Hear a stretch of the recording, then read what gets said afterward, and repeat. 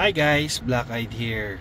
So this is just a short video. I just want to share one of the issues I'm having with my Kenwood stock head unit from my Honda Brio RS 2023-2024 models na may ganito ng head unit. Now, ang issue po nito is yung time po niya, lagi po siyang nare-reset.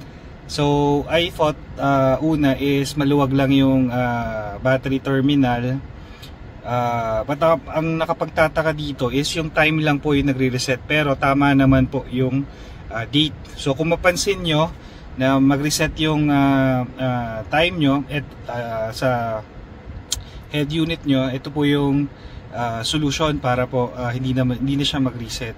So kung mapapansin nyo, ang ating ano ba model nito So here is the software information.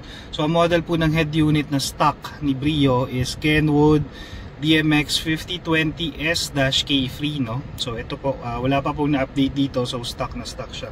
So the reason behind ba't siya nagre-reset is dahil sa RDS-CT. Ano ba tong RDS-CT? Matatagpuan siya sa radio. So punta lang tayo ng radio.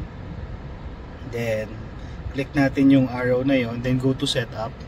Alam po, So this one, dapat to naka-off, by default naka-on siya. So upon research, ang RDS-CT stands for Radio Data System Clock Time. So meaning kinukuha niya yung time, or sinisync niya yung time ng FM station kung saan ka huling naka-tune. Let's say dito naka 93.1 ako. So ang problem, if yung radio station is wala siyang capability mag-broadcast ng RDS signal or CT, hindi niya masisync yung time. Okay, so ganun po siya. So i-off lang po natin yan para hindi na po magka-problem. Normally may encounter to yung mga taong laging mahilig makinig ng radio or FM So yun, quick sharing lang po just in case ma-encounter nyo yung ganong problem. I-off nyo lang po yung RDS-CT settings ng inyong Kenwood head unit.